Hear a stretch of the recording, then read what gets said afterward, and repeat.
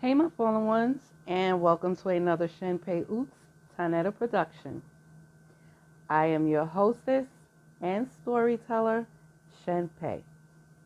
And today I'm coming back with some more women to present for Women's History Month. And I have three today. I think three or four, not sure, but we'll see as I get into it. But before I start, I just want to say, because this is Women's History Month, I've been hearing, you know, uh, so-called black women all over YouTube sobbing about Tony or whatever, one of the Braxton sisters that died at a young age at 50. I'm 53, you know what I'm saying? But it's like I was just talking to my friend and saying it kind of reminds me of when the coronavirus, I probably shouldn't say it, but I don't really care. When the coronavirus first came out in 2020, and then people were all over social media talking about, yeah, you better eat right, you better do exercise, boost up your immune system, and do this and blah blah blah blah, and I'm like, I just thought it was funny because I was like, if you wasn't living right like 10 years ago during the beginning of the transition of the 26,000 year sun cycle, when all of the energies were changing, if you didn't start living right then, like, look, it's like literally it's too late. It's nothing you can do about it now. Like, for real, it's nothing you can do about it now. Like, you're just, you know, it's nothing you could do about it now, especially if you didn't make that shift in the paradigm, right? And a lot of people, they didn't make that shift in the paradigm. They're still stuck where they were at, you know. Even with all the energies that were coming down and everything, like it just went past them, right? But I was looking and I saw that she passed away from esophageal cancer.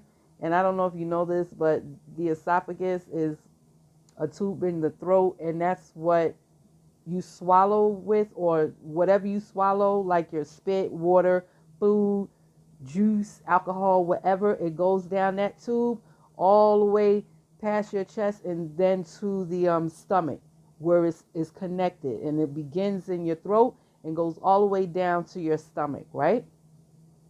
So it says she died of esophageal cancer, and I don't mean to be funny, but like, for real, the first thing that came in my head was like, she had to, like, in physical life, she had to be sucking a whole lot of dirty dick, okay, for esophageal cancer. Like, for real, like, she was really sucking a whole bunch of toxic yuck, and swallowing sperm and everything.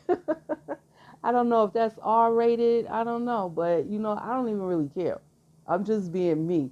And that's the first thing that came to my mind. Like, yeah, in the physical, she was sucking a whole lot of toxic dick, right? But, in the spiritual, especially with Ayurvedic medicine and the Ayurvedic sciences, when someone has a problem with a disease in their throat, which is pretty much where your esophagus is, right?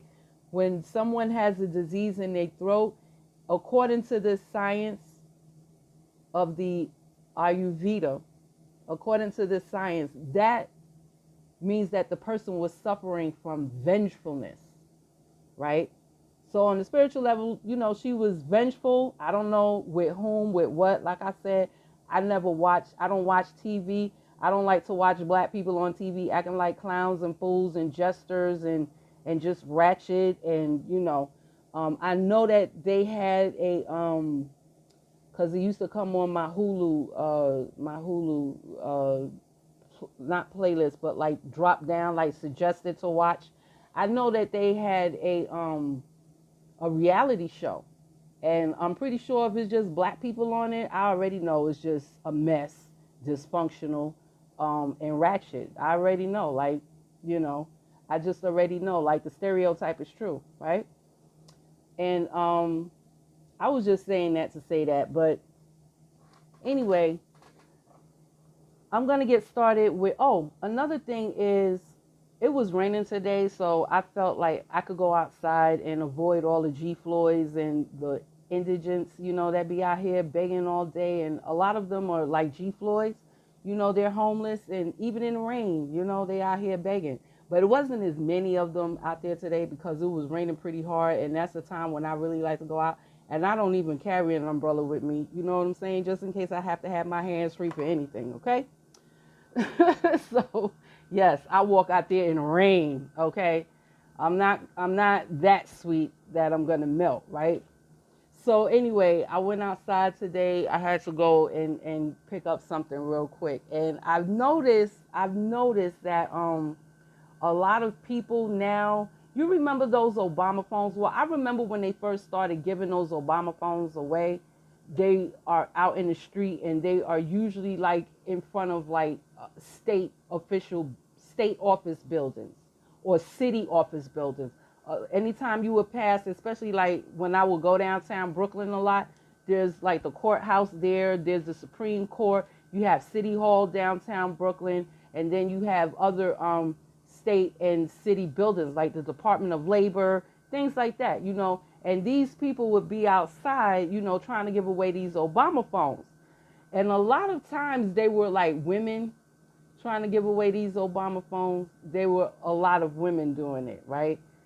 But I've noticed now that here in the city, the only people I see giving away Obama phones are these G. Floyds that I know are homeless, probably just finished smoking a crack pipe or shooting up. Oh, by the way, the New York Post got a picture today of old Master Jim Crow Joe's son, young Master crackhead Hunter Biden.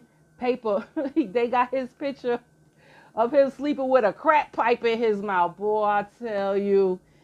Oh, my goodness, boy, I tell you. They got a picture of this mofo with a damn crack pipe in his mouth. But yeah, these are the people that are out here now trying to give away these Obama phones. And they're not in front of the government. They're like on the street corners.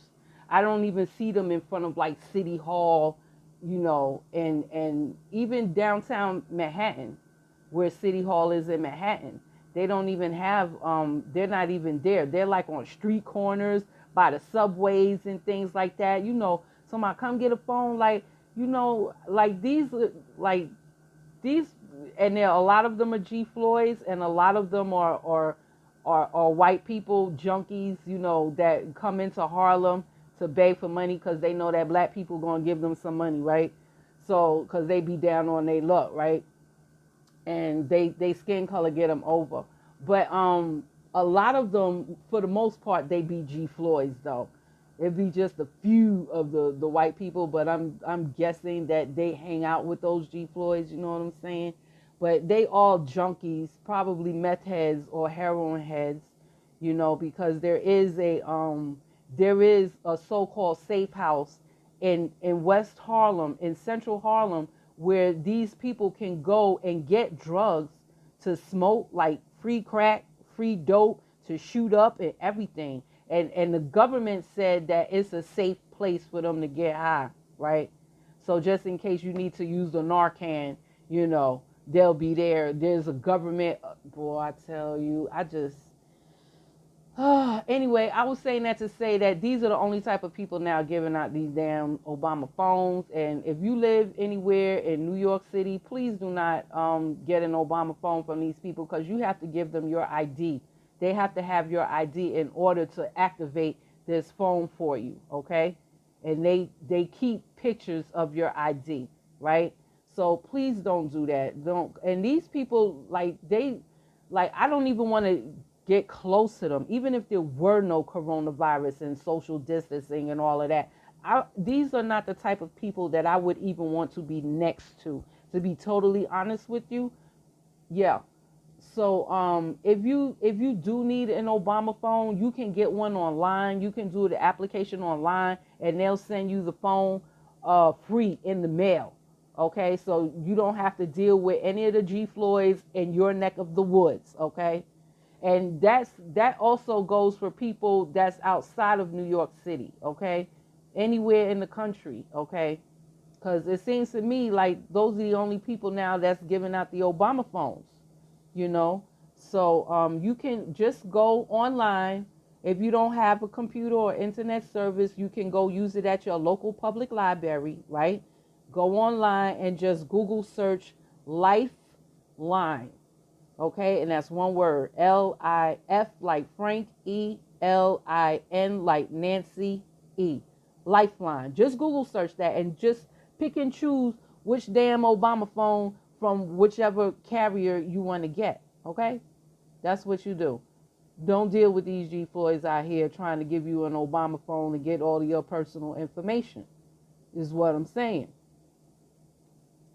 Right? And to know, and you can also get like money off of an internet also. I was reading that they was doing that also. Like if you're below, well, first of all, you have to be, I think you have to receive food stamps or Medicaid or just be below or under the U.S. federal poverty guidelines in order to qualify for that Obama phone. And also, not only are they doing the Obama phone, but they're also giving money, or like you get like a discount on your internet bill at home. On your home internet, you'll get a discount, right? And it's all with the Lifeline program. I don't qualify for that, unfortunately. I pay like $99 a month for this damn internet, and I think it's just too damn much. And it's supposed to be high speed, and it's not even damn high speed. And I'm paying from I'm paying for it from a freaking company that's a monopoly. You know, they get sued by the state, and then all they do is just get another company and call themselves a different name. Same thing what old boy did with Facebook. You know what I'm saying? You get sued and got to pay all that money. So in order to not pay all of that money, you just close down the company, claim bankruptcy, and open up a new, it's just ridiculous, and the service freaking sucks. So I'm just waiting on Elon Musk Starlink to come to my neck of the woods, because I'll be more than happy to pay $99 a month for that, okay? I'll be more than happy to do that, okay?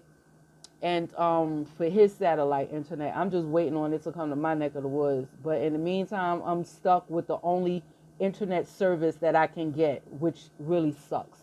But if you are at the federal poverty guideline, you can qualify for a free phone and a discount on your internet bill that you pay, okay? And if you go to the Office of the Assistant Secretary for Planning and Evaluation website, that's A, S like Sam, P like Peter, E, dot, H like Harry, H like Harry, S like Sam, dot, Gov, okay?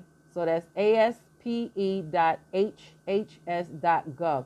And you can go there and they'll let you know right there, like according to your state, because the guidelines are different for each state, right? Just because you live in New York, it doesn't mean that, your poverty guideline is the same as somebody who lives, let's say, like for instance, in Wyoming, right? The income that I have may be a little bit more higher in New York than it is for a person in Wyoming, okay? So if you go to that website, you can find out, if you qualify in your state, if you don't get food stamps, and if you don't get Medicaid and or Medicare, you can also get Medicare. Also, if you get Medicare also. So if you don't get any of those and you work, but you're working poor, you can go to this website and it'll let you know if if your income falls in that range according to your income and your household size, okay? And for those people that don't qualify for those programs, I'm not like really advertising for them or anything, but I've been a Mint Mobile customer now for like 4 years, and I've had different carriers for the last, boy, I tell you, since ever I've had a cell phone, starting in the late 80s. I've had different carriers, but this is the one that I've actually stuck with, you know. And it's funny because I started out with T-Mobile and then went to other places, and now I'm back with T-Mobile. So it's actually a sub division of Mint Mobile. I mean T-Mobile, and the name of the company or the carrier that I use is called Mint Mobile, and I pay for it by the year. I don't pay for it by the month, right? So my plan, you can get other plans, right? You can get a plan with 4 gigabyte of data a month, 10 gigabyte of data a month, 15 gigabyte of data a month, or unlimited data a month, right? So, and then you pay for it either by 3 months, every 3 months, every 6 months, or once a year. I prefer to pay mine once a year because I save money that way. And before I had this plan, I was paying like $150 a month for phone service, and that's when I had my sons on my plan too. So I was paying like $50 a month for everybody's phone a month, and the year, you know, that's a little over $1,500 a year. So I finally, when I discovered Mint Mobile, I haven't been anywhere else since. And my plan is the 15 gigabyte a month plan, right? Unlimited data and unlimited text. And all I pay for that is $300 a year. And that's not including taxes. With taxes, it's like about $325 a year. And I get 15 gigabytes a month, unlimited talk and unlimited text, and that works for me. I don't need a bigger plan. You know, I don't even use the whole 1500. I just like the fact that I can have it. You know what I'm saying? And it's only $300 a month. But they have smaller plans that cost less. Like you can pay like $140. I'm sorry, it's not 300 a month. It's 300 a year. I pay 300. I pay once a year for my plan. $300 a month, as opposed to the $150 or $2,000 a year that I was paying for those 3 phones, you know. But now I'm just paying for one. My sons got their own job, they pay for their own, and it's still not much because they don't even use the gigabytes that I have.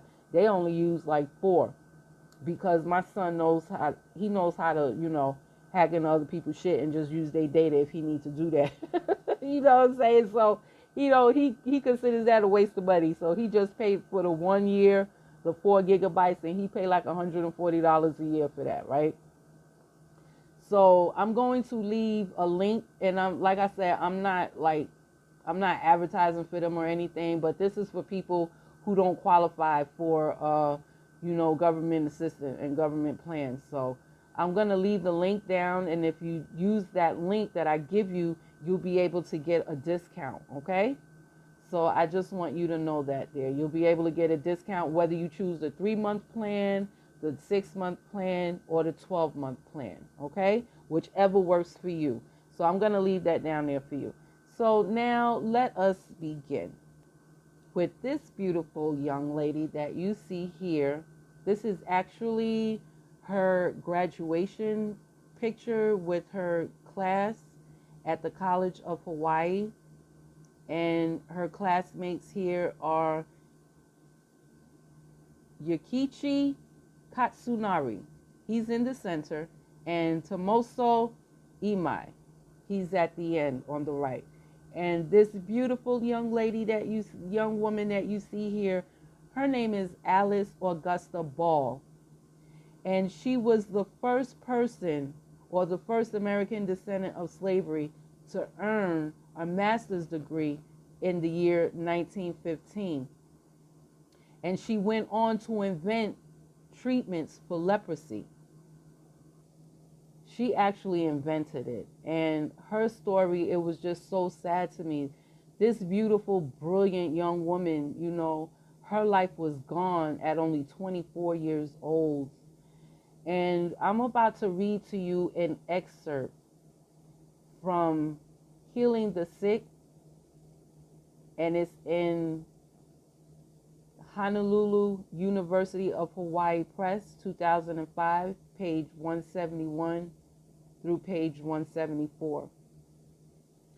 And the name of this, the name of the title which this excerpt comes from is called Healing the Sick, and it was in a publication called They Followed the Trade Winds.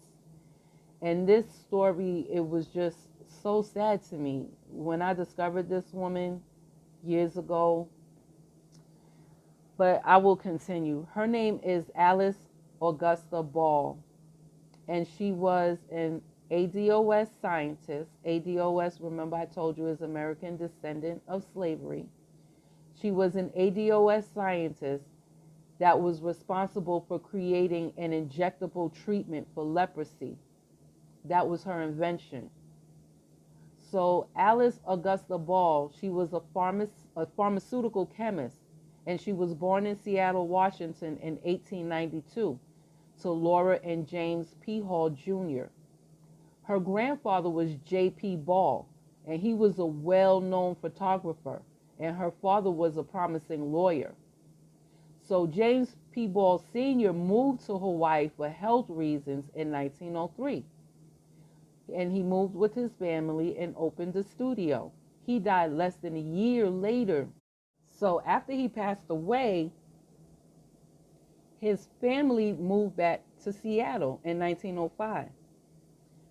That's when Alice Ball entered the University of Washington, and she graduated with 2 degrees in pharmaceutical chemistry in 1912 and pharmacy in 1914. In the fall of 1914, after she graduated with these 2 degrees from the University of Washington, she entered the College of Hawaii, which was later called the University of Hawaii.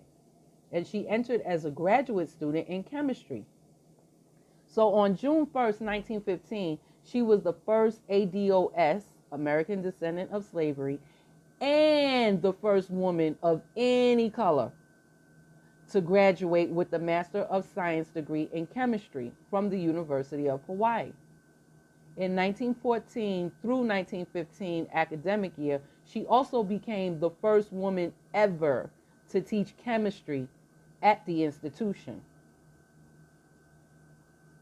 So Alice Ball's major advisor assigned her a research project involving the effect of chamuga oil on patients with Hansen's disease. Now, if you don't know what chamuga is, you can research that, but that's used a lot in Ayurvedic medicine, in science, and even Chinese medicine.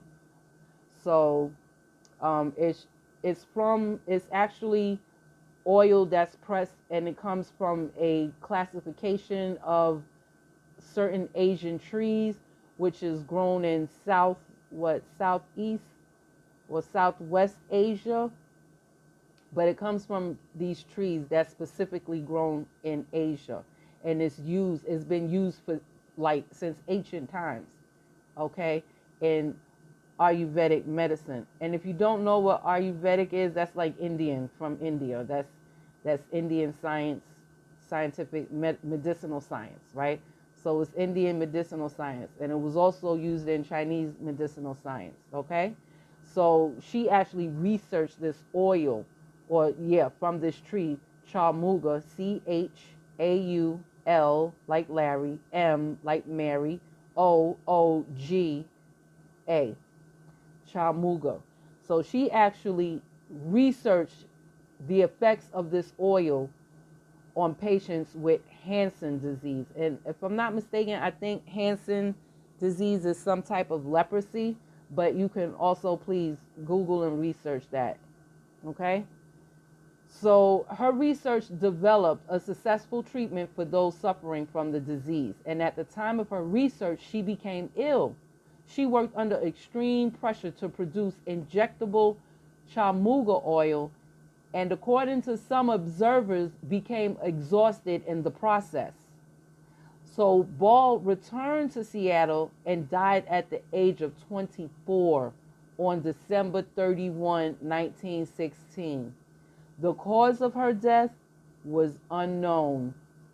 Now, The chairman of the chemistry department at the University of Hawaii continued refining the research work of Ball, treating many patients successfully at Kalaupapa, a special hospital for Hansen disease patients.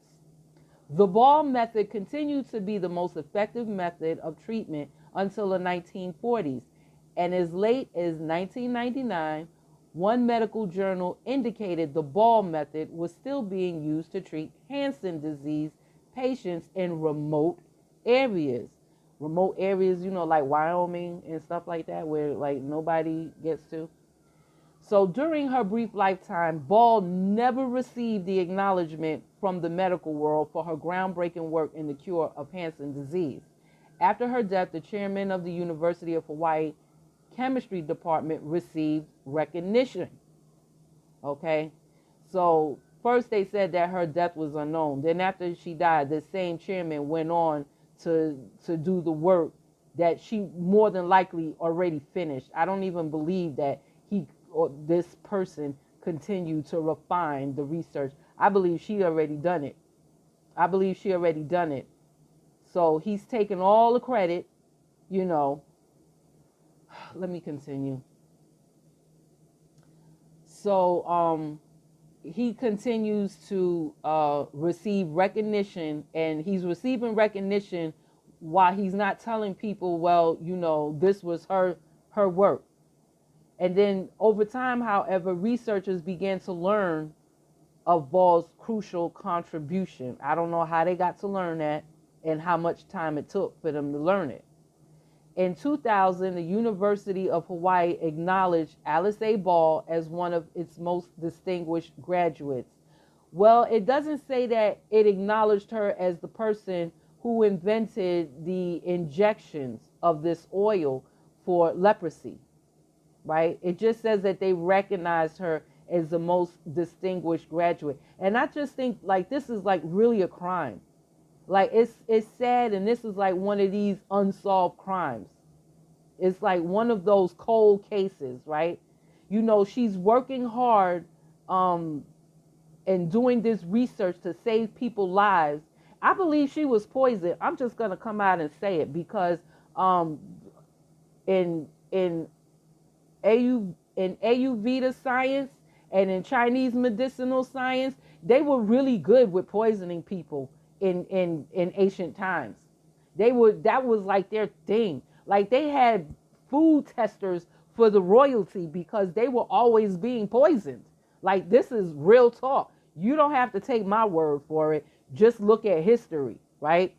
The royal people and royal people, noble people, people with money had food testers to test their food because they were always being poisoned. That was, you know, look, I believe that this young lady, this beautiful young woman, I'm sorry, I meant to say woman. I believe that she was poisoned. And I believe that she was possibly the most likely suspect to me is that chairman of the chemistry department at the University of Hawaii.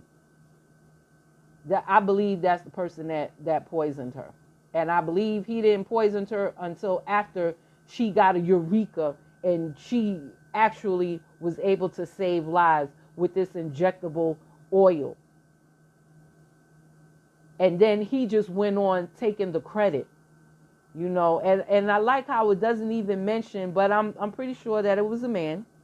I'm pretty sure that it was the man that did it. And I'm sure, I'm just speculating, you know, from inductive logic that she was poisoned, and she was poisoned by this dude. Or yeah, I'm speculating that it was a dude that poisoned her, right?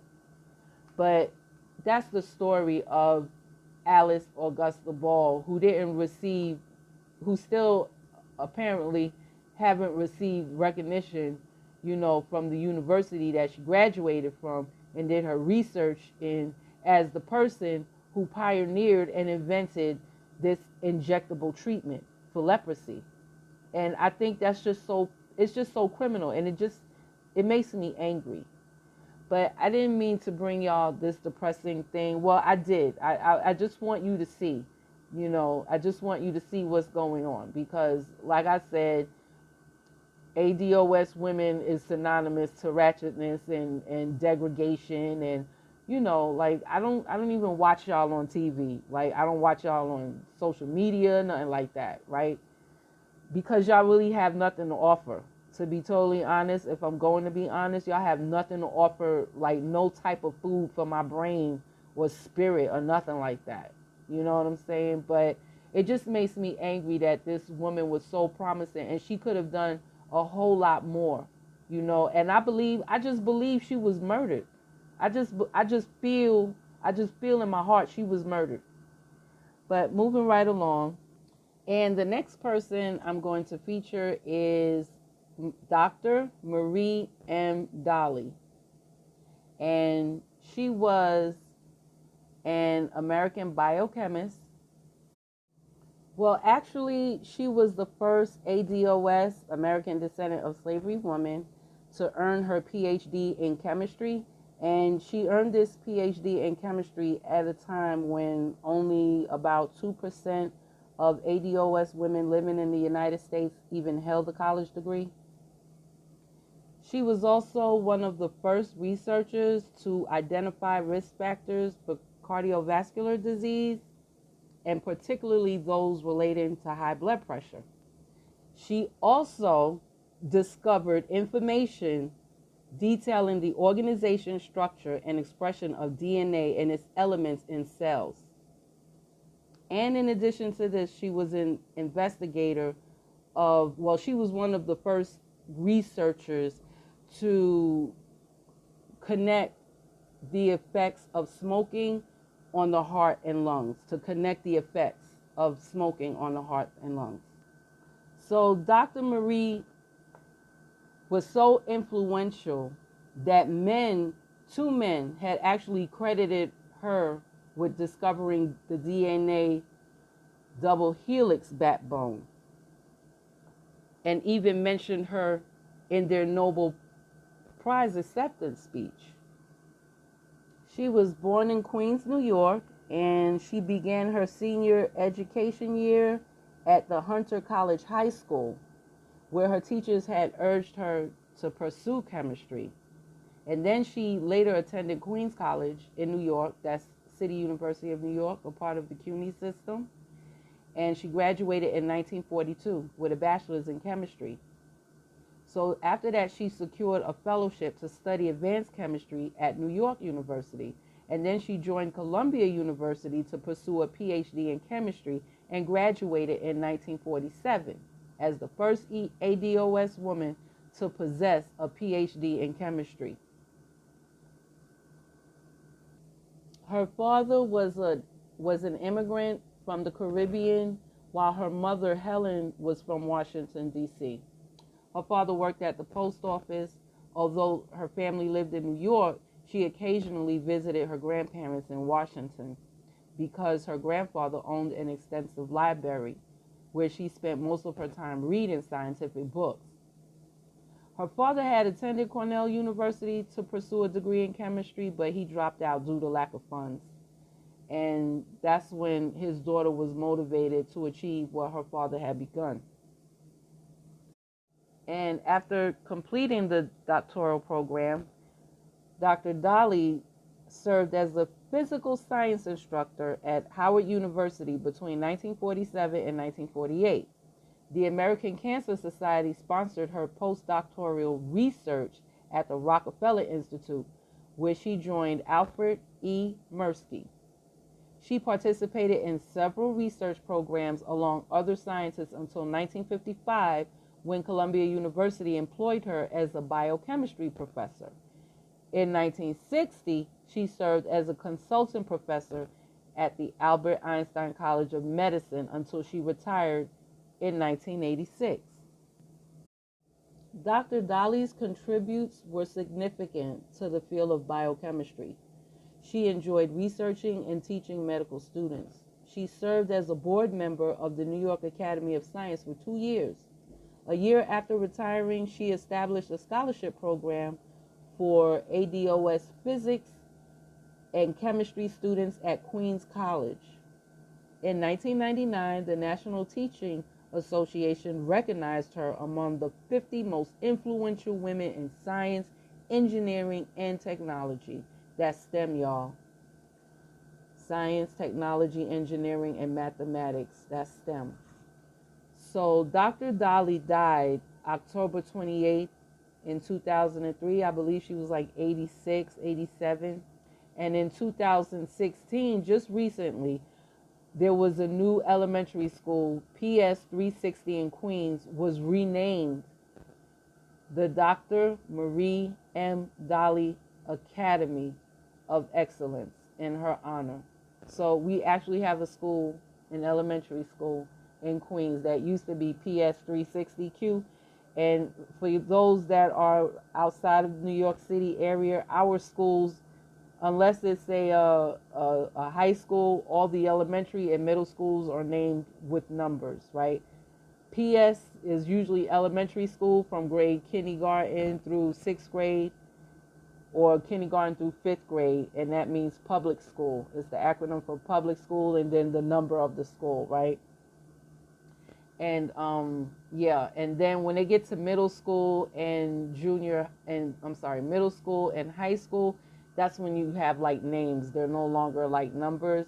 And here, when they get into 5th grade and they're graduating, they actually have to compete to go to certain middle schools. They compete from the 5th grade. They get to choose like 13, and then they have to compete, whether it's like depending on the school, whether they have to have a portfolio or do an audition or do an interview, write an essay or something like that. They make them compete here really early. So they're doing that like in the 5th grade. And then I guess it's to prepare them for when they graduate out the 8th grade to go to high school. Then they still have to compete again to go to like the high schools out here in New York. That's if they don't want to go to their zone school. So most of them compete so they don't have to go to their zone school. That's the majority of them. So that's the system out here in New York. I know it's not like that anywhere else, but it's definitely like that here in New York. So then after they compete to get into middle school, they compete to get into high school, and then from there they compete to get into college, mostly like the City University of New York system.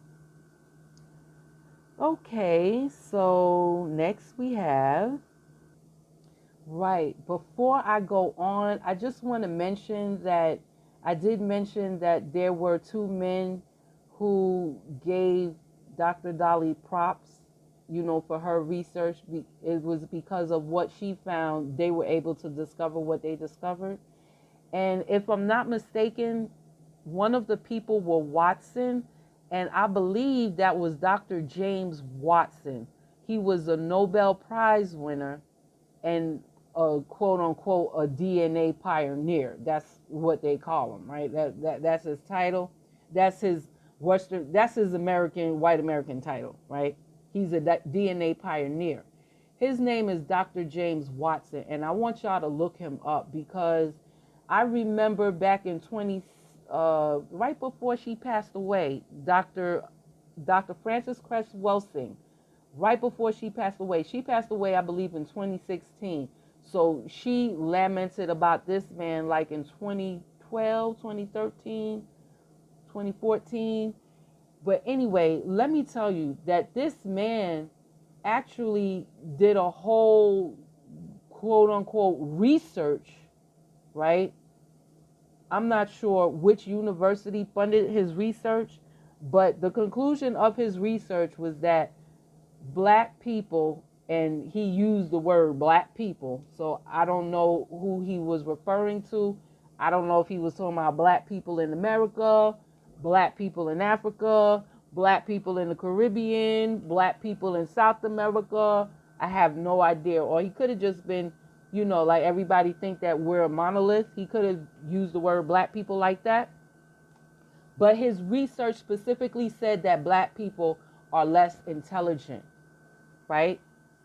And I'm actually going to leave, let me see if it's even still there, because a lot of this stuff they take down. A lot of links that I've had like 10, 20 years ago, they've erased it off of the internet. It was like scrubbed off, like it never existed. But I do have a uh, a small article here that apparently have not been scrubbed from the internet. So I'm going to leave the link there, but this dude was a Nobel Prize winner, and I'm assuming that this is the same one that gave Dr. Daly props for her research, who came out and said that, you know, stupidity is a genetic disease, right? And it was published in the newscientist.com, but they took that down. So I'm just going to put up the link where somebody just did like an opinion piece on this dude. But I remember Dr. Frances Cress Wilson, she was talking about him. She said she actually called this man because she was very upset. Not only was she upset about what he said, but she was upset that nobody came out to challenge him about it, right? So she said she personally called this man and asked him, why did you say something like this? Like, why did you come? Why would you even come out and say something like this? Right? And according to her, he couldn't give her an answer. It's in one, I don't know if somebody got that video up because I saw it on a YouTube video at one of her lectures. I don't know if people still have her videos up, but it was in one of her lecture videos. Right? And, yeah, she asked him. She said she called him up, and she said when she asked him, she said he couldn't even give her an intelligent answer. What he told her was, what he replied or responded was, I don't know. Dude, I don't know. Like, yeah. So this dude right here is the Dr. Watson who said that, you know, it was a genetic, that being dumb was a genetic disease, you know. It was genetic. And this is the same man that gave a black woman, a so-called black woman, she's American descendant of slavery, even though her father is from the Caribbean island, you be what your mama is, okay? And that's just, you know, it's not just a scientific fact, but it's a political fact, right? You is what your mama is, okay? So, yeah, and this is the dude, boy, I tell you, okay, just moving right along, but his name is, y'all research him. I'm not sure if they even scrubbed him off the internet, because I remember this back in 2014, right?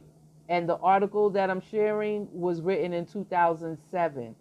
And I didn't hear about it until like 2014.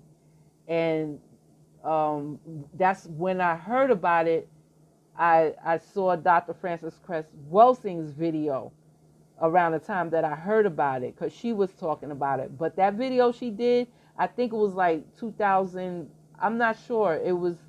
I think it could have been 2014, but it could have been earlier than that, right? So y'all just check that out. So here's another one of my favorites. I'm sorry, y'all, but I know a lot of people are from New York that I'm doing, but Dr. Shirley Ann Jackson, she is definitely a New Yorker, even though she was born in Washington, D.C. back in 1946. You know, New York and D.C. is just too close. But this is Dr. Shirley Jackson. And even, you know, there's not many ADOS women in STEM, science, technology, engineering, and mathematics, who are often recognized for their groundbreaking innovations. But she spent a lifetime making groundbreaking innovations and breaking the rules, right? So she was born in Washington, D.C. in 1946. And today she's known as a renowned physicist and university president. And she grew up already interested in science. And her parents, she had great parents. They helped nurture that, you know, interest throughout her educational career, right? So after attending an accelerated math and science class at Roosevelt High School and graduating as valedictorian, she went off to pursue a degree in physics at Manhattan Institute of Technology. And while she was there, she was among the first handful of ADOS students at MIT, but she was the first ADOS woman to receive a doctorate from MIT, period, right? So her determination, it just broke barriers. That's what it did. I don't know if she realized that, but it broke a lot of barriers. So after graduating from MIT, she went on to conduct research at labs around the world for 15 years. And she spent the bulk of her days conducting research in theoretical physics, solid state and quantum physics, and optical physics at AT&T's Bell Labs in New Jersey, where she created some of her greatest inventions. So she actually invented call waiting and call ID. So every time you blocking somebody call, she's the blueprint. She invented that, right? When you see who's calling your phone, it's because of her, Dr. Shirley Jackson. So don't you forget it, all right? And call waiting. Whenever you want to disregard the call that's coming in, call waiting because you're too busy running your mouth with whoever you running your mouth with, don't forget it's because of Dr. Shirley Jackson. I just don't forget it. I just don't want you to forget that, okay? But her groundbreaking innovations, it led to other successful physics experiments, right? That helped to invent other telecommunication devices. And so she is also the blueprint for the fax machine. I know some of you young people don't know what a facsimile machine is, probably don't know how to spell it, but a facsimile, I don't even think they even, well, some businesses still do use that, because I mean, just recently at the medical office I was working at, we had a fax machine. The proper word is facsimile, but we call it fax for short. And that's when you can send paper documents through the machine, and the other person on the receiving end will get it, right? So it's like a telephone call, but with documents, because you actually need a phone for these documents to go through. So yeah, so she's the blueprint for the facsimile machine. She's the blueprint for your touch tone phone. So don't you forget it. Every time you picking up your phone to text some gossip or some nonsense, or to call somebody about some nonsense or some gossip, just remember it was Dr. Shirley Jackson that made that possible for you, okay? So she's the blueprint for the fax machine, the touch tone phone, fiber optic cells, right? And for those of you that got BIOS cable internet, she's the reason, okay? She is the reason, so don't you forget it. Every time you turning on your cable TV so you can watch ratchetness, Dr. Shirley Jackson made it possible for you to watch the ratchetness, okay? Don't you forget it, all right? So she's the blueprint, again, for the fax machine, the touch-tone phone, fiber optics, and solar cells, which they're trying to do now to, like the solar cells in your, they're trying to make it big where, like, they can use it on houses. But let me give you an example of that. That's like the calculators now that doesn't use the battery, and it uses the solar energy. Those are like solar cells, okay? So you just got a lesson in physics, a very brief lesson in physics in layman terms, all right? So don't you forget it. It's Dr. Shirley Jackson that made it possible. So continuing, New Jersey Governor Thomas King appointed her to the New Jersey Commission on Science and Technology in 1989, and she later accepted a teaching role at Rutgers University, which is in New Jersey, where she developed a stronger passion for research and education, right?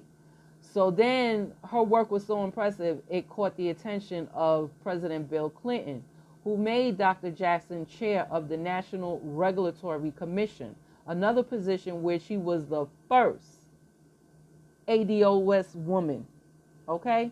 So she was the first ADOS woman in that position as chair of the National Regulatory Commission, okay? So years following this accomplishment, Dr. Jackson continued to be a role model in STEM, and she was inducted into the National Women's Hall of Fame, an honor that's recognized her significant contributions as a distinguished scientist and advocate for education, science, and public policy. For a long time, I didn't necessarily think of myself as a role model, she said, Dr. Jackson, I quote. But then I came around on that and decided that then I came around on that and decided that if what I had accomplished could be motivational and encouraging to other young African American women, young women, and to other African Americans and minorities broadly, then that would be a good thing. So additionally, she served as the 18th president of Rensselaer Polytechnic Institute, which is also in New York. That's upstate New York. And again, she was the first ADOS to occupy that position. So she was the first ADOS woman president of Rensselaer Polytechnic Institute. And y'all, that's like, it's upstate New York, and it's a very prestigious science and technology college, and it's a private college also. It's not public, it's private, and it's very prestigious. So in recent years, Dr. Jackson received several other honorable awards for her outstanding career achievements, including being named the ultimate role model for women in science by Time magazine in 2005. Plus, the National Medal of Science was presented to her by former President Barack Obama in 2016. She also was appointed to serve on former President Barack's Council of Advisors on Science and Technology, a 20-member advisory group dedicated to public policy. Dr. Jackson's lifetime of achievements paved the way for ADOS women in science to become the norm. And to this day, she advocates for future generations to use their skills as technologists for the greater good. And I quote what she said: "This technology is a tremendous opportunity, and it's very important that people understand that what seems so new today is built on a backbone of knowledge generated over the decades." I can't stress enough how true that is. And she said that in an interview with News 10. And I quote, to continue, "It can be used for great good, but can be equally used for great harm. I hope that people can recognize if we all walk in the same direction, listen to each other, and work for a common goal, then that will ultimately lead to the best outcome for everyone." Amen to that, Dr. Shirley Jackson. I couldn't agree with you anymore. Amen to that. And like I said before, like, my ministry will be focused, my outreach arm will be focused on getting young ADOS girls into technology, getting them into technology, particularly coding, because that's a science. But if there is anything else that they are interested in, then I'm looking forward to having an outreach to nurture that interest also. You know, just to get ADOS girls in STEM, science, technology, engineering, and mathematics. I can't stress enough how important that is. Like, I don't know what happened. Like, it's like I said in my last video, when I was bringing my sons all the time to these free programs for coding and things like that. Like, where were the girls? Why didn't I see any girls there? Like, that's not right. The imbalance is so freaking off. Like, for real. It don't make any sense. it don't make any sense that a little girl out here 2 years old is twerking before she can, count to 10 or do a math problem or solve a math problem. Like, for real, for real. Like, I just, and singing these stupid rap songs. Like, for real, I don't get it. I don't get it. But let me move right along. And my next feature is Dr. Patricia E. Bath. She was born November 4th, 1942 in Manhattan, New York. She's definitely from New York, y'all. Even though I do claim Dr. Shirley Jackson is one of our own, but okay, I'm going to let that go. But Dr. Patricia Bath, or Dr. Patricia Era Bath, was an ophthalmologist. She was born in 1942 in Manhattan, New York, and she just recently passed away at the age of 77 in May of 2019 in San Francisco, California. And I wanted to save her for last because to me she is so special. Like, she was born in the era of, before the, like when people had to ride in the back of the bus, at least in the South. They weren't doing that here in New York, but and it was just a mess here in this country. And I don't know what made her get into it. She was an ophthalmologist, and she also invented laser surgery for cataracts. So everybody who's doing it today is doing it from her patent, right? And I just wanted to, because her story is very interesting, and I just think she's so special. So I wanted to save like the best for last. Like, all of these women that I'm mentioning are like the bestest to me, right? If that's even a word, I don't know. All of them are the bestest to me. Like, like they're inspiring, right? And I wanted to bring her up for last because before I talk about her, I wanted to talk about Dr. Martin Luther King, and specifically what he said in March, which is now considered Women's History Month, right? He said this in March of 1966 at a convention of the Medical Committee for Human Rights that was held in Chicago, right? And what he said, it just rings true today. And what he said, and I quote, and this was, just an excerpt from the speech, so I'm not saying this line in the full paragraph, right? But you can get the gist of the context of this just by this one line that I'm mentioning. And again, he says, and I quote, "Of all the forms of inequality, injustice in healthcare is the most shocking and inhumane for Black people in America." Right? I'm going to repeat that again.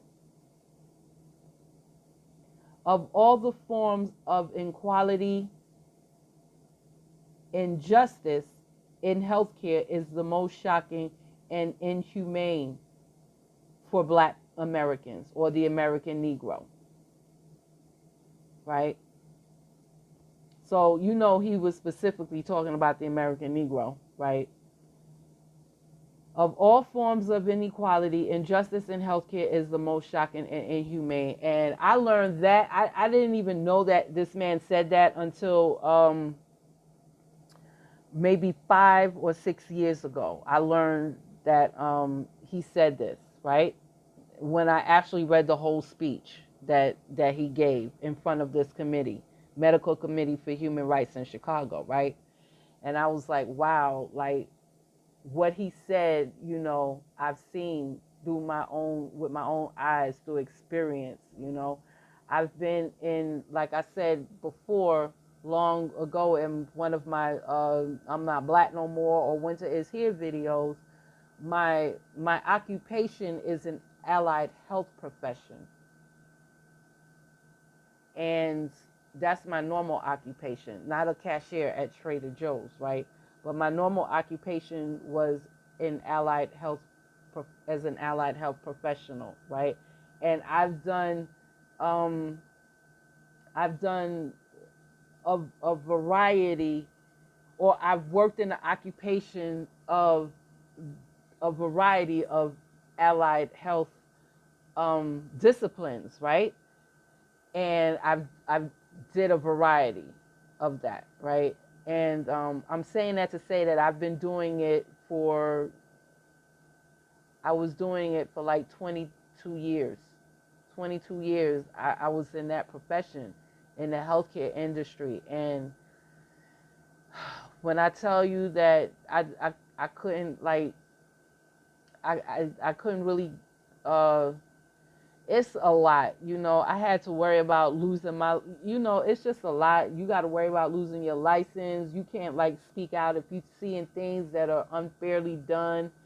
You know, I'm just a little person. I'm just an allied health professional. You know what I'm saying?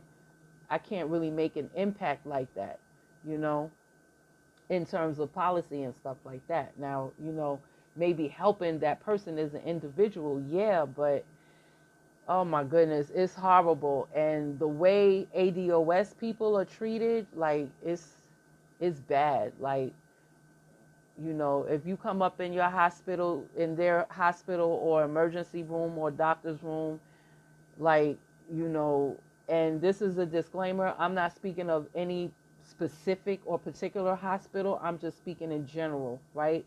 And there are cases of this, and all you have to do is Google search it. But if you end up in their emergency room or doctor's office or something, and you're not feeling well, or an ailment or anything is wrong with you, especially if you're an ADOS woman, you will be dismissed like there's nothing really wrong with you. The pain that you're experiencing is in your head. You're imagining it. You're hallucinating this. And you will be ignored. Like, you will be either sent home to die, or you will die right on their premises. And they have such a strong advocacy behind them, the medical profession. It's like your family is not going to be able to sue if you died in their health facility seeking medical attention. Like, your family is not going to be able to even sue, right? Like, it's just sad, and it's the truth. And he saw this back in 1966, right?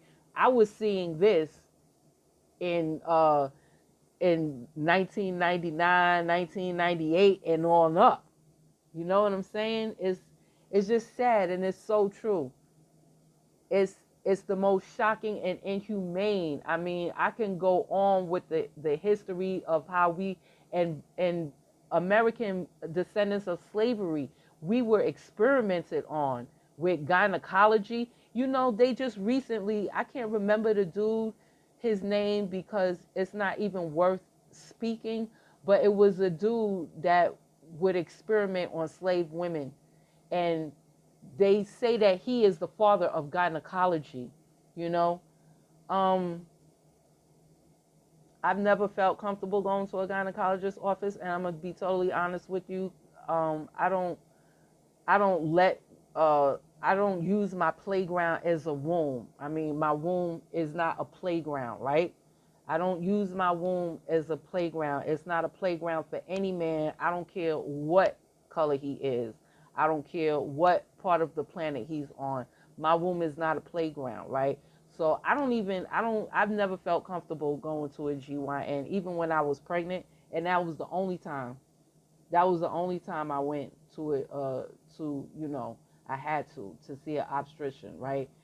And even then, I hated that fucking shit. I hated it, you know. But those were the only times that I went, was during both my pregnancies. And thank God, you know, I didn't have to go anymore after that, right?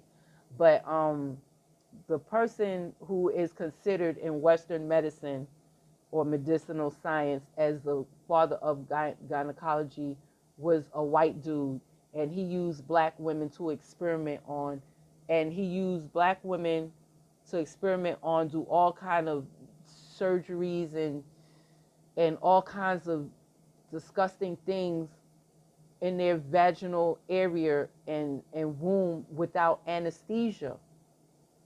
And this was back in the 1800s when slavery still existed, right? This is before the Civil War. I can't remember his name, but there was a statue of him right here in Manhattan in Central Park. And it was taken down 2 years ago. Whenever it was, when they was going around the country taking down statues of like George Washington and Thomas Jefferson. I don't know, like what the heck, whatever year that was, the only statue that came down over here was that statue of that so-called that quack. I'm not even gonna say he was a doctor, he was a quack. That statue was up in Central Park, Manhattan. They took that statue down.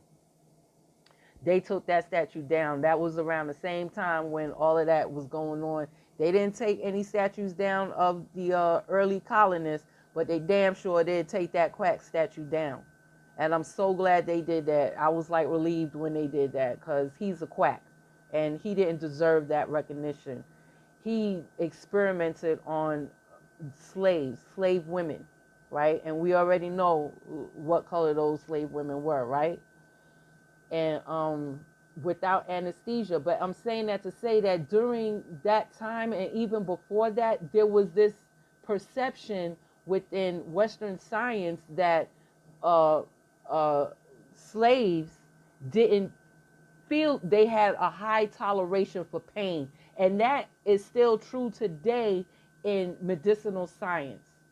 Back then, when we were still slaves, the quacks were like, you know, these slaves, they got a high tolerance for pain. They don't need any painkillers or any, opium to stop the pain. Like, we could just chop their arm and leg off to stop the gangrene from spreading, and they'll be all right. They'll just holler a little bit, like a baby, but they'll be all right. They ain't gonna be in no pain. Yeah, I mean, this is actually a fact in the 21st century. In the 21st century, it was a fact in the 17th century, and it's a fact today in the 21st century.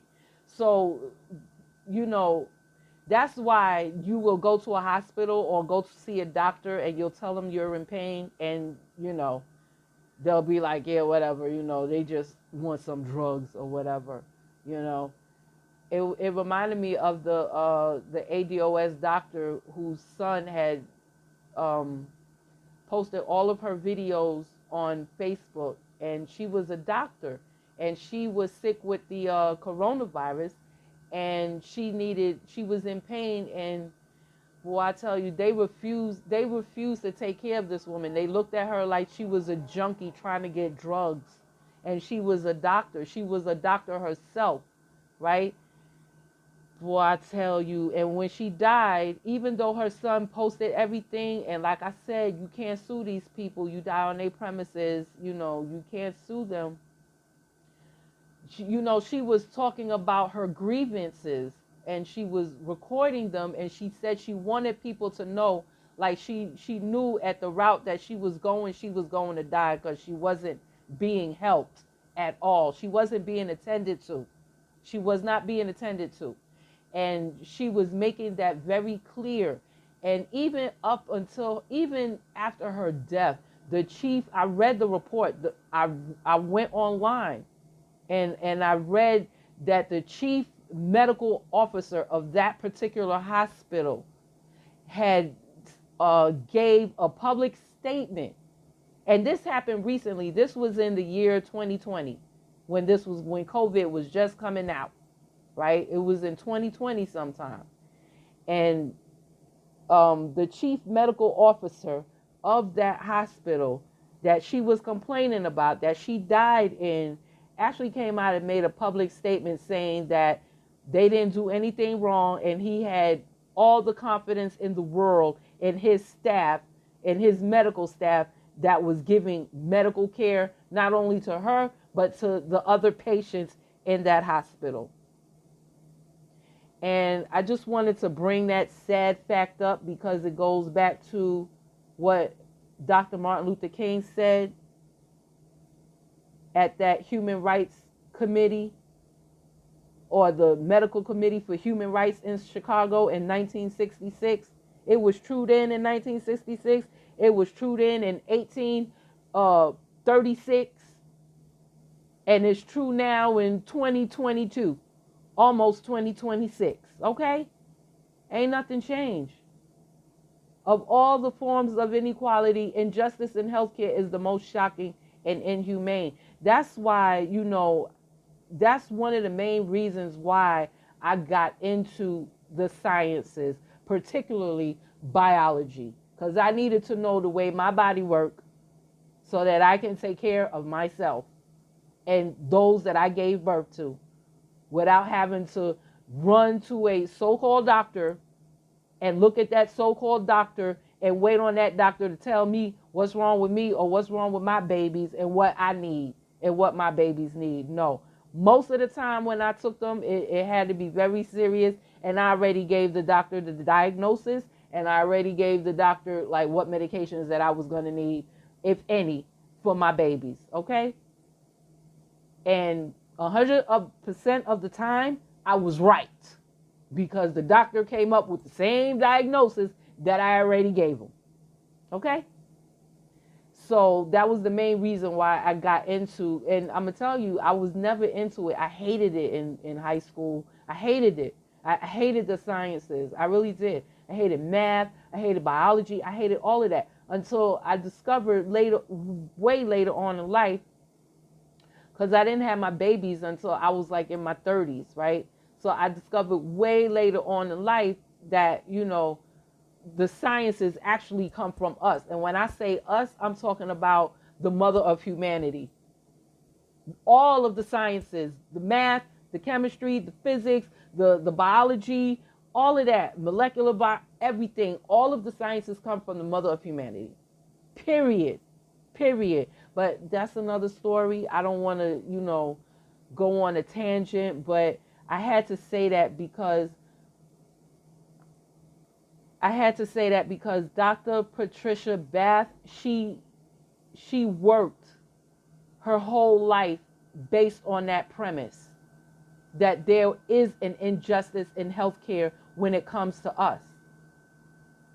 So I just want to go in and talk a little bit about her life. She was a doctor, a researcher, and an educator. And she took a very special interest in combating preventable blindness in the underserved populations. And I say that in quotes, underserved populations, because that's a political term. And if you don't know, then I suggest that you get a political education from Yvette Carnell and Antonio Moore. That's a political identification, underserved populations. And you should already know without me telling you who the hell that is. Because I'm telling you, my dad was an immigrant, and he came over here and got everything, including great health care, okay? They took care of him, all right? So I'm just saying. But let me continue. Dr. Patricia Era Bath was an ophthalmologist who took a special interest in combating preventable blindness in underserved populations, and along the way became the first ADOS woman doctor to receive a medical patent for laser technique for treating cataracts. So anytime you go to the doctor and you got that laser technology, that's her, she's the blueprint. Dr. Patricia Bath is the blueprint. She's the reason why this American descendant of slavery woman is the reason why you're not going to go blind. Okay? She's the reason. And I want you, don't you forget it. Don't you forget it. As you get old, well, if you're lucky to get old, because a lot of these Generation Xers, it don't seem to me like they're making it past uh, 50 something. You know what I'm saying? Like, look at Tracy Braxton. She passed away from esophageal cancer. You know, I don't mean to laugh, but you know, she's a Generation Xer. It don't seem like a lot of them are even making it. So I know if they're not even making it, I'm wondering about the generation under them. What do they call them? Generation Z or the millennials? Yeah, the millennials, because my babies aren't millennials. They're what's considered as post-millennial, right? And I made sure to educate them on how to take care of themselves, okay? 100%, okay? Spiritually, physically, mentally, all of that. You know what I'm saying? But I'm just wondering about the millennials, who are, I guess, the Generation Z people, right? Because it doesn't seem like they've had a very good uh, information being passed down from them from the Generation Xers, such as myself, you know. But I was too busy rearing my own children, right? But boy, I tell you, it's just sad. She was 76 when she passed away. Okay, she was 76, and her daughter Erica Bath said that she passed away after a brief illness, right? So Dr. Bath was an educator and researcher as well as a physician. She began her medical career in New York, and in 1974 she joined she joined the faculties of the University of California, Los Angeles, and the Charles R. Drew University of Medicine and Science in that city. When she was just out of medical school, working as an intern at Harlem Hospital and then at an eye clinic at Columbia University, she noticed the discrepancies in vision problems between the largely black population in Harlem and the largely white population at Columbia. Her observations led her to document that blindness was twice as prevalent among black people as among white people. Findings that instilled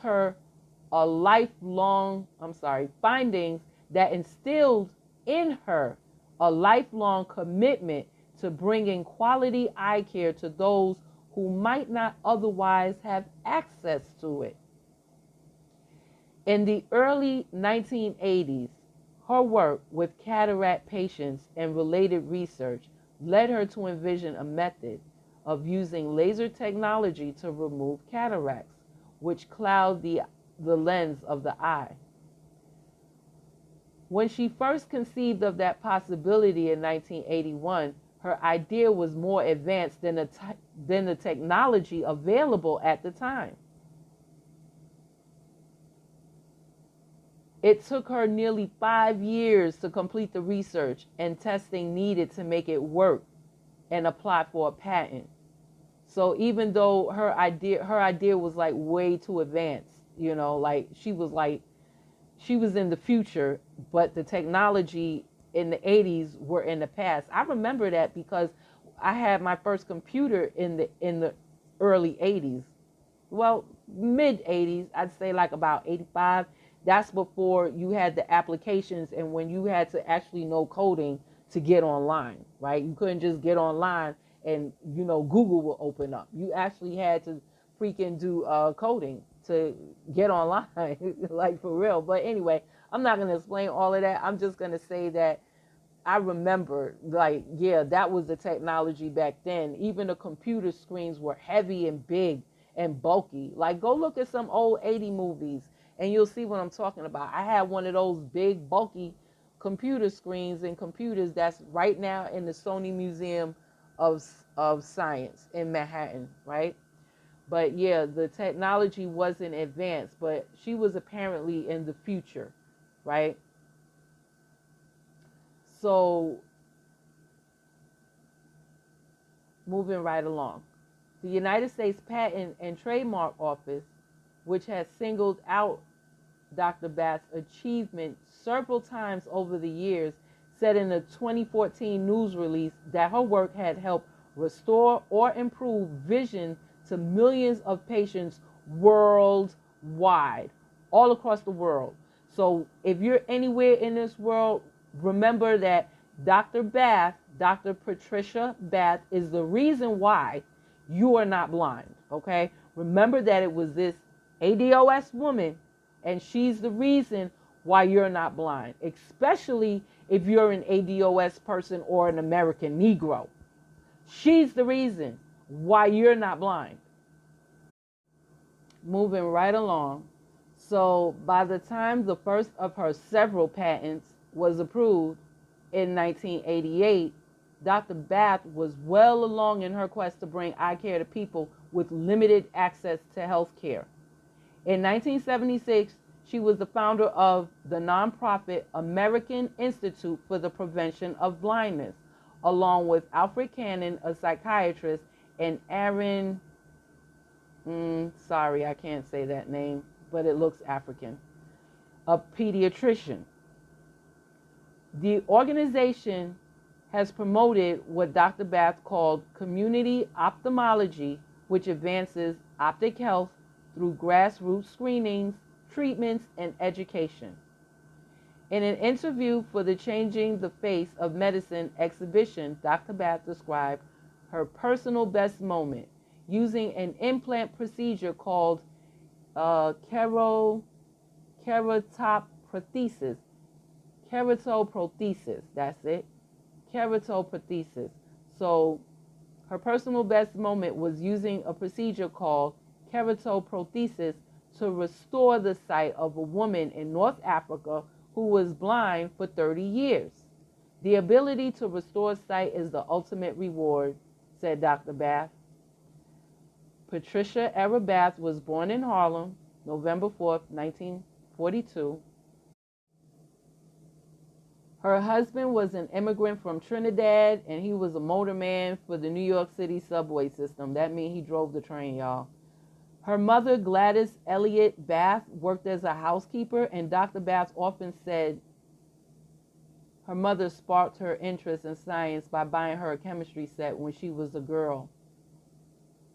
I wanted to pretend, play, and model myself after scientists, she told Time magazine, when it included her in its Women Who Are Changing the World project in 2017.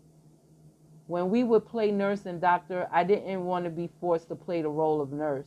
I wanted to be the one with the stethoscope, the one who gave the injections, the one in charge. I know that's right. I know that's right. I was the same way. Okay? So she was a top student at Charles Evans Hughes High School in Manhattan, which is now closed. And at 17, she featured in the New York Times along with another teenager, Arnold Lentic.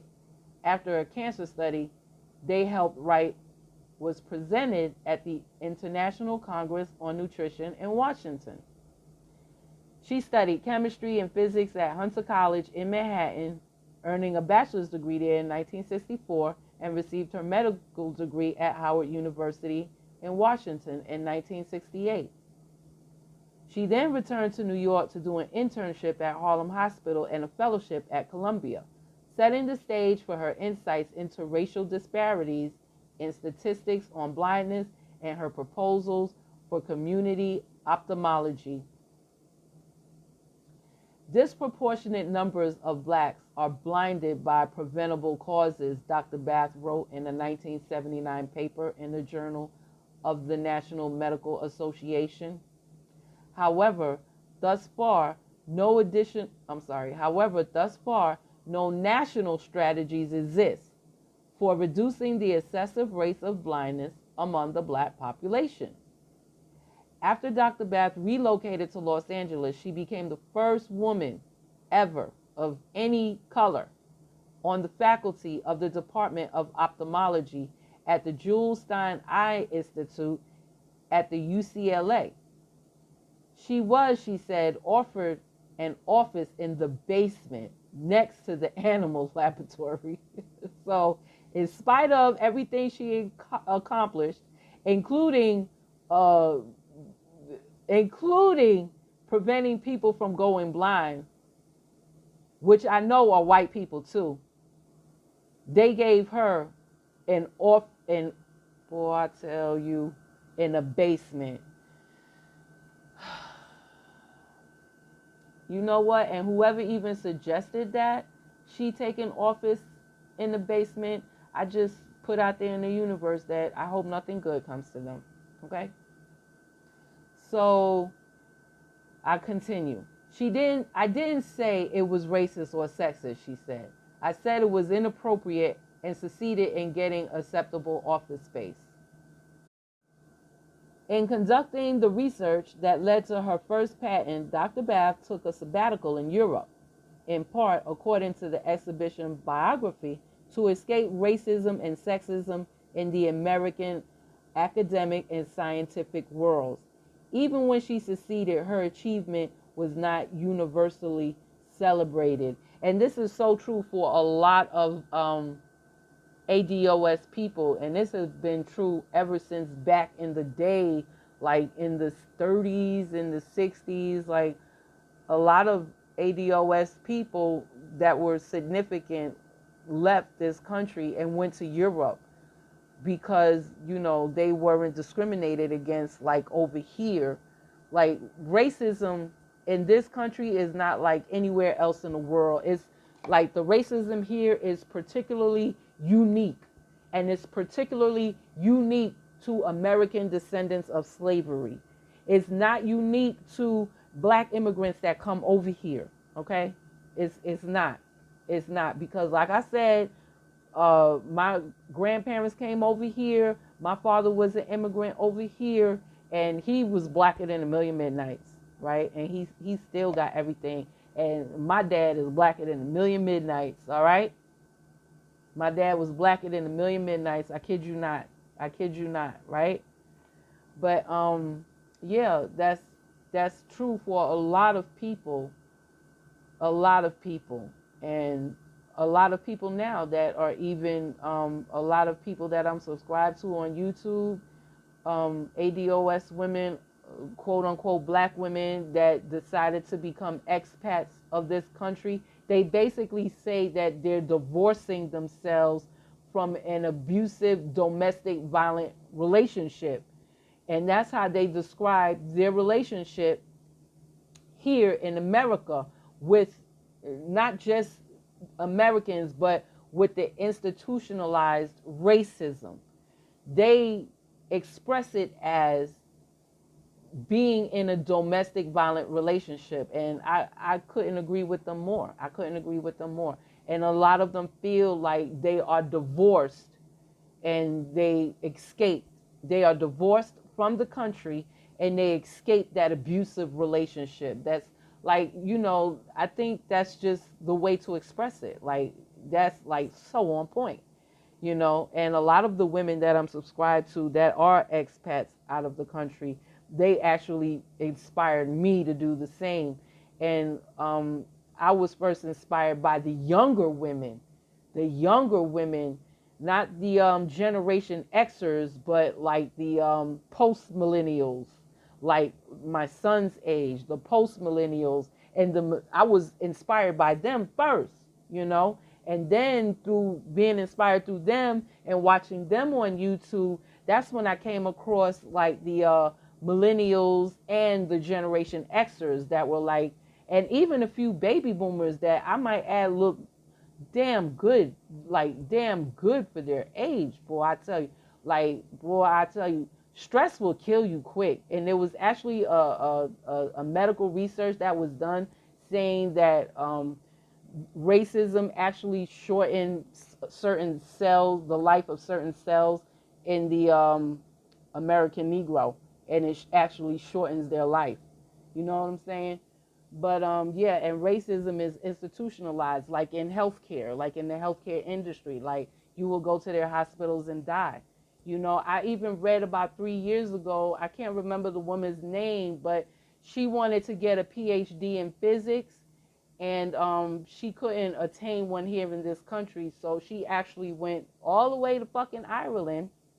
She went to Europe in Ireland, and she graduated from one of their universities with a degree in physics, okay? So yeah, sometimes you got to do what you got to do. Even Dr. Frances Cress Welsing, she was working as a psychiatrist up until her death. She was still giving lectures 2 days a week at her institute at Howard University up until her death. That's why I can't believe like she just died like that. I think it is very suspect. I think it's really, really suspect, but I digress.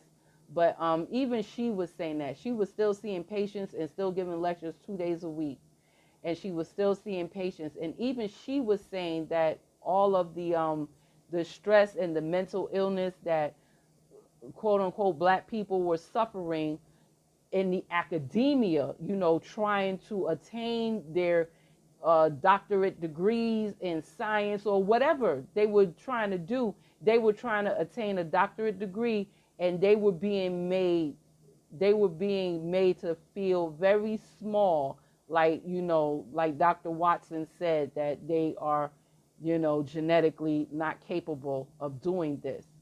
And somebody told this black woman that, I read this about 3 years ago. I'll never forget it. And actually, she inspired me to actually, go to school in another country, you know. But she was like, she couldn't attain it here because they were stopping her. The academia was stopping her from reaching her goals. So she left. She left and she went to Ireland, and she got her PhD in physics at a university in Ireland. Yeah. Yeah, so I'm not surprised that Dr. Bath had to take a sabbatical to go to Europe to escape the kind of, the racism that's unique here to the American Negro. That racism is really unique here. I'm telling you, it is. So let me continue.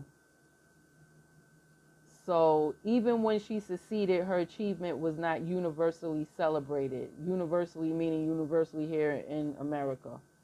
There was not acceptance, she told Time, and in some instances, there was anger that petit moi, little me, had indeed shattered the glass ceiling, had a scientific breakthrough.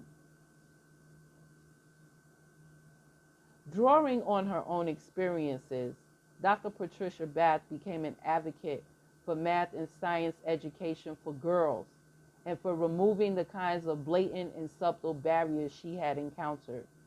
Just 2 months before her death, she testified before a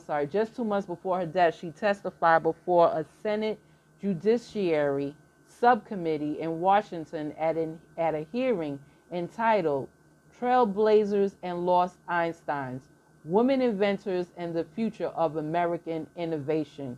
And let me tell you something, I don't need a subcommittee to tell me that if America keeps going in the way that it's going, that there will be no innovations, okay? There will be none. There will be none, okay? Because like there haven't been any for a while. So let me move on.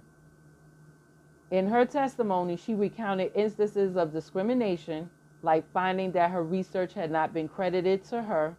She urged the lawmakers to bolster science and math education beginning at a very young age. So they was trying to tell this woman that she actually couldn't come up with this idea and this research. Yeah, boy, I tell you, it's rough out here. It's rough out here.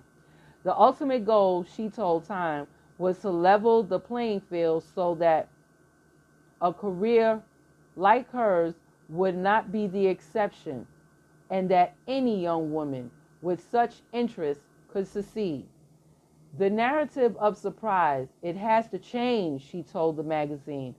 I realized that when I achieved these things, it helped what other women and other people of color, black women, can do. But keep in mind, I never had any doubts. And that was from a New York Times obituary on Dr. Patricia Bath. What I just read to you was from her obituary in the New York Times, okay? So you can just Google it and you can find it, okay?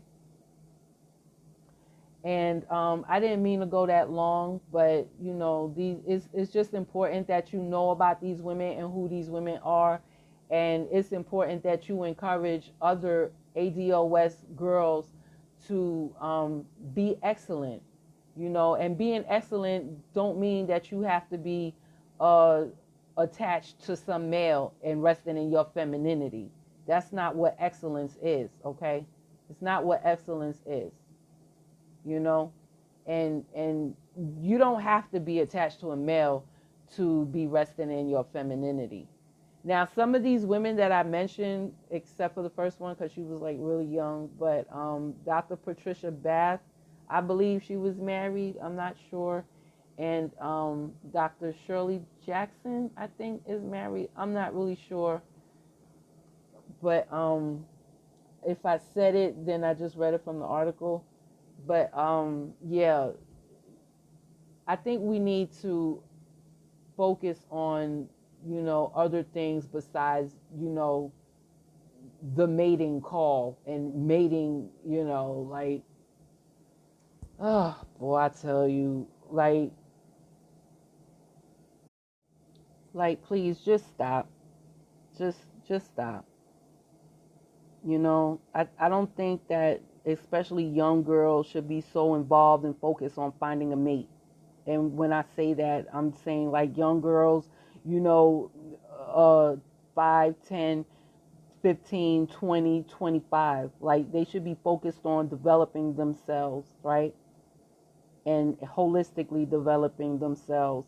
I mean, it's bad enough that quote unquote so-called black girls are sexualized at an early age. So why continue that with telling them that, you know, they need to oh my goodness. It's just not good. Like they're already sexualized at a young age, so their focus should not be on finding a mate of any color. I don't care where this man is on the planet, right? That should not be their focus. Their focus should be on healing that dysfunction and developing themselves, right?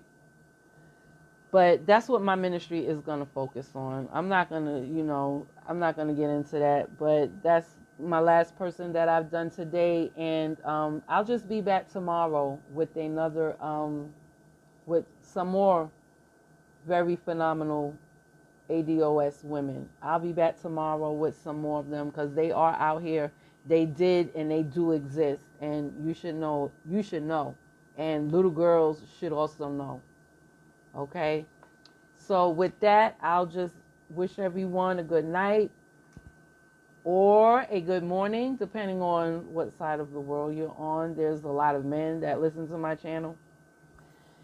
So whatever side of the world you're on, good morning or good night. And please share this video and share my videos with other girls that you may know or that you care about. You know, share this video with them. Share my other videos with them, with girls. And I'm speaking to the men that listen to my channel. Share it with girls that you care about, girls in your family, you know, that you care about. Share my videos with them. You know, it's important that they know that, you know, they're greater than just, you know, being a piece of meat. Like literally, they're greater than that. You know, they're greater than being a piece of meat, and they're greater than allowing their wombs to be used as a playground. Okay? So I just would really appreciate that. And, right. So that's it for now. And I'll talk to you tomorrow. Later.